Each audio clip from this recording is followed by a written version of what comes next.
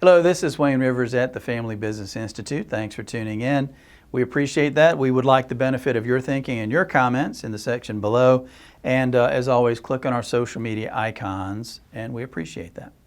So this week I want to talk about what makes a business successful. Last week we talked about the book Who and what successful CEOs look like. This time I want to talk about what the business itself looks like. What four factors contribute to the success of a business. Again, researched by Jeff Smart and his team who wrote the book Who. This is my last blog about that book for a while, I promise. Okay, but it's really fascinating information. So in this survey they looked at 400 CEOs, among them billionaires and high-profile leaders, the kind that you see featured in the news all the time. And they asked them a simple question: what contributes the most? What factors contribute the most to business success? And they came up with four things. This is the consensus among all these super successful business leaders. The first thing that came in, 11%, was external factors. The overall economy, the type of industry that you might be in, the type of financing you're able to secure, things like that. So external factors, we can kind of write that off. You might say that's the luck piece, that's the part that you can't control very well. 17% said strategy. Strategy is the thing that makes a business the most successful. 20% said execution is what makes a business successful. All right? So if you think about it at that point, we're not quite to half. We're not quite to half of the contributors to what makes a business successful. The biggest component across all these successful people, they said 52%, talent. Talent is what you need to make a business successful. I agree with that 1,000%. And my reasoning is this: you can be the most successful, hardworking, talented, ambitious entrepreneur in the whole world, but if you have bad people, if you have even average people on your team, you're surrounded by average people, you can only go so far. If, on the other hand, you're blessed like we are at the Family Business Institute and you've got an amazing team, then I almost, as a leader, don't have to do anything. I get out of the way and let these super intelligent people help drive the bus. And golly, we've accomplished so much more than I ever thought we would, but it's because we've assembled a wonderful team. I agree with the people element, the people component, 1,000%. Now, where do I quibble with this survey of CEOs? Well, strategy and execution came in kind of close together, 17% for one, 20% for the other. I think they had that backwards, because what good is it to have wonderful execution for a bad strategy, right? I think the strategy has to come before the execution, because your strategy has to be a good one.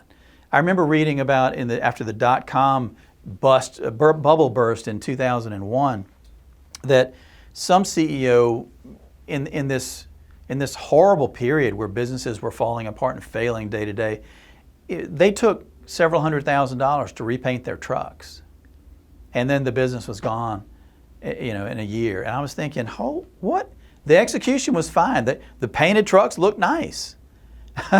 But why spend money when you're swirling down the drain? Why spend money to paint your trucks when they should have been spending their time and efforts and resources in much, much, much, much more productive ways? So why execute on a poor strategy? I quibble with that quite a bit, but who am I? These are billionaires, right? All right, so 5 tips that come out of the book Who for making your business successful. Number one, and I think this is a tremendous recommendation: make talent acquisition your top priority. I think for many if not most of our family business audience, I think they almost look at human resources as a necessary evil. It's something they have to do while they're doing the tasks of their business. I think if more of you devoted your heart and your time and your energy to getting the best talent on your team, you would be, as successful as you are now, you'd be even more exponentially successful. That should be the only, I've got 4 more recommendations, but that really should be the only one that you take out of this blog.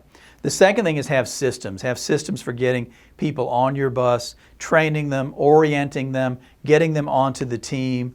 The third thing is Make sure the entire team knows that talent acquisition is the company's #1 priority. If your team knows it, they can be on the lookout. They can look for friends and relatives and acquaintances and people they meet as they network in business, and they can always be on the lookout, and they can be your recruiting force and help you find the kind of talent that you need to be super successful. The fourth thing, again, I agree with this, you need to have a clear and compelling vision for where your business is going to go. Because you can't attract super talented, top-rated people if your business is just, oh, we want to make more sales and profits than we did last year. That's not a vision. Getting the right people on your bus, they need to make sure their personal vision for how they see themselves and where they want to go aligns with your vision as a company. And those things need to be perfectly aligned for them to come on board. And the fifth thing, and I agree with this again, get rid of the players on your team that are no longer contributing value the way you expected them to, or maybe the way they once did. So I know that's harsh advice in today's environment where everybody's looking for talent. But the big takeaway here, make talent acquisition your #1 strategic priority and devote your heart and your time and your attention to doing that. I'd love to have your comments, love to have your thoughts. This is Wayne Rivers at the Family Business Institute. Thank you.